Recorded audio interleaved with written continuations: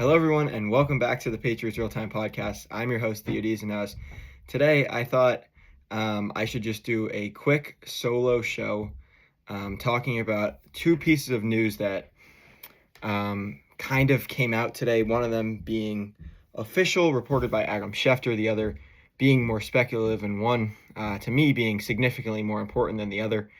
And I'll just get right into it. The first thing I'm going to start with is not as significant. Might be more significant to you. To me, really no impact on my life. Bill Belichick not voted into the Hall of Fame as a first ballot Hall of Famer.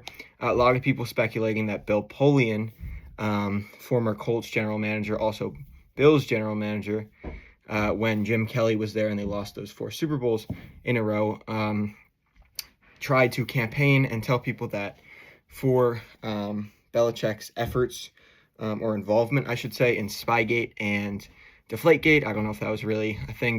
Deflategate kind of was more of a Tom Brady thing, and if you remember correctly, Belichick kind of passed that off to Tom Brady. So I think Belichick could have taken full responsibility for Deflategate, but ended up not doing it, passing on Deflate. Anyways, doesn't matter. But Belichick, not a first ballot Hall of Famer. My initial reaction was, I don't care. And I know a lot of people are going to be like, you don't care. Coach of the Patriots, you're a huge Patriot. Like, yeah, obviously he should be in the Hall of Fame as a first ballot Hall of Famer. I've expressed how I don't think Bill Belichick is the greatest coach of all time. That does not mean I don't think he should be in the Hall of Fame. You win 8 Super Bowls, 6 as the head coach of the New England Patriots, and 6 as a head coach, I should say. You deserve to be in the Hall of Fame. I don't care if you had the greatest player of all time playing for you. Bill Belichick, regardless of how he treated the media, which is who votes on this, which other people, a little bit less than the Bill Polian crowd, are suggesting that might have factored into it, and it very well could have, because it's the media voting, and if you want to get into the Hall of Fame, you can't really treat them that poorly. And I'm not saying that he spit in their faces, but it was a joke, Bill Belichick's press conferences. But yeah, and his media availability, really, unless you really got him one-on-one, you had interviews, he respects you, but the press conferences in front of the national media, and not even the national media, just for everyone to see, was a joke. It really was. It was disrespectful to all the media. But you know what? There's no rule saying that you have to do something. You just have to get up there and speak, and that's what Belichick did, regardless if you liked it or not. He should be in the Pro Football Hall of Fame. He should be a Pro Football Hall of Famer. He should be he should be a first ballot Hall of Famer. But like at the end of the day, 6 Super Bowls, 2 as the Giants defensive coordinator. He played a huge factor in those Super Bowls. Lawrence Taylor, and I don't know actually if it was Lawrence Taylor, but the iconic picture of them, the defense, Giants defense, holding him up after the Super Bowl. He played a huge role in that. Obviously got the head coaching job with the Cleveland Browns just a few years later, and then the New York Jets for one day where he resigned. You know the story of Bill Belichick. I don't need to tell you. But yeah, those are my quick hit thoughts on that. Let's get to the more important news now, which is Drake Maye's alleged, reported on right shoulder injury. So initially, I don't remember his name, don't want to mispronounce it, don't want to say something that's wrong. So a Twitter doctor who formerly worked for the Los Angeles, or it could have been the San Diego Chargers. I think I saw a picture of him with Junior Seau. But a former Chargers doctor came out and talked about how he thought Drake Maye had injured his shoulder, and that he was more concerned about the injured shoulder to Drake Maye than the oblique to Seahawks quarterback Sam Darnold for the Super Bowl on, not this Sunday, but next Sunday. And this, it didn't get to a ton of people. I didn't see a ton of media members reporting on it. Andy Hart of WEEI was the first one that I noticed to report on it, and that's how I figured it out, or found out, I should say, about the injury, and I was worried. I was a little bit worried. I was like, what? This is not good. And my initial reaction was kind of that, but also, Drake Maye wouldn't come out and say anything about an injury. I mean, it's the Super Bowl. He wouldn't come out if he got injured in week 17 when the Patriots were 4-12 or whatever. He's not going to come out of the game. That's just what Drake Maye is. He came back into a Chargers game last year where he had a concussion, obviously. He's going to come back. He played after the quickest recovery to a bad concussion we've ever seen. It wasn't necessarily that bad from the Jets to the Titans, but it made him miss the rest of the game. So he's going to come back. He's going to play. And then So I was a little worried that he was kind of going to tough it out and it was going to be a problem for him and he's not going to get the proper treatment because he doesn't want to have to miss the game. And obviously that was a stupid reaction because he's not going to do that. Mike Vrabel is not going to be like, all right, Drake, you can't play. We don't want to worry about you getting injured, which obviously he's worried. He doesn't want Drake Maye to be hurt heading into next season.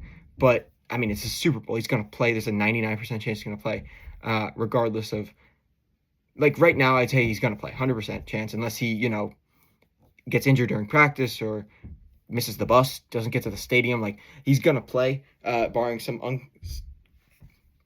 unforeseen circumstances occurring. I think he's going to play.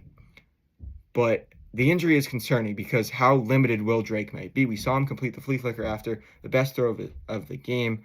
And you could say, hey, maybe that looked a little off, but you watch Drake Maye throw. He never really puts much effort into his throws, so I wouldn't really be concerned about the way that throw happened. Yes, you could say he favored his left hand. He lifted up the trophy, but Jim Nantz was right there. He was about less than an arm's length distance away from him. He would have hit him right in the head. I don't think he's going to do that.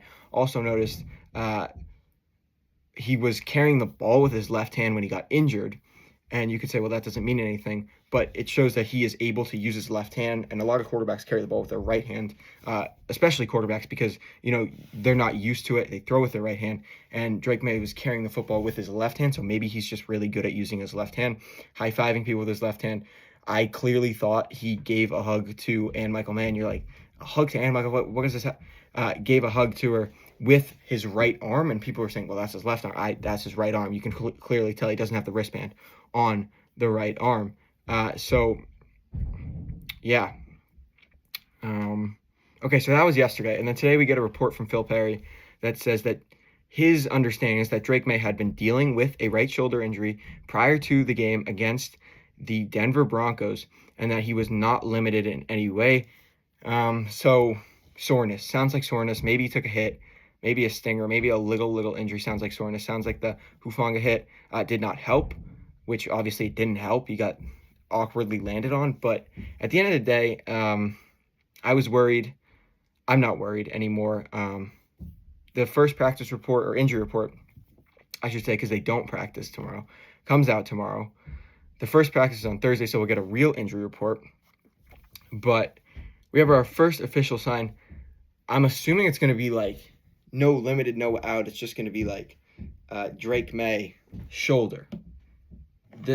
Questionable. Maybe not questionable, but I mean, I haven't covered, not that I'm covering the Super Bowl now, but kind of like from a far-ish covering the Super Bowl now, and I've never done that before. Because the Patriots are 4-13 the last two seasons. That's really the time that I've had a platform. So I don't know how this works. I don't really look at the injury reports for Kansas City and Philadelphia slash the 49ers, because 3 years Super Bowls, I guess. But I don't know. We'll see how the injury report looks. But yeah, so there you go. Quick little check-in podcast after some huge news today regarding Bill Belichick not being a first ballot Hall of Famer. Also, that makes it more likely, I believe, for Kraft to be a Hall of Famer. I actually don't think so. But Kraft's still in the running, not going to be voted out yet. Hopefully he gets into the Hall of Fame because he deserves it. Not as much as Bill Belichick, as much as I don't think he's the greatest coach of all time. Like I said, already said this, still think he's a great coach. Yeah, Drake Maye injured. Potentially, we don't know the specifics yet. Forgot to talk about Drake Maye said he was feeling great. It's too early to tell if he's limited. A lot of people are saying that's not good. He said he's feeling good. He said it twice. Like, if you're really worried about him playing, you shouldn't be, because he's going to play.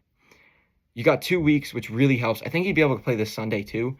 So I think he'll be all right as long as he doesn't re-aggravate it. Don't be surprised or nervous if he pops up on the injury report at all as a full participant or limited. If he is out for one of the days, if it's this Thursday, I wouldn't be worried at all. If it's towards the end of the week next week and he's out, I would be extremely nervous, but I don't think that's going to happen. He could be limited and questionable up until Sunday when does the Super Bowl start? 6:30. He could be questionable until Sunday at 4 o'clock and play perfectly fine and play fantastic, although I don't think that's likely. I don't even know if he's going to be on the injury report tomorrow, but we will see. So that'll do it for the Patriots Real Time podcast check-in Super Bowl updates. for this week. I will be back whenever more news comes out. Preview podcast will be coming out for sure with Austin next week. And yeah, so thank you guys for watching, and subscribe on YouTube, Spotify, or follow on Instagram and X if you want. Follow me on X at TheODs and House, and then follow my Instagram at Patriots3. And I will see you whenever the next news breaks or whenever I feel like recording a podcast.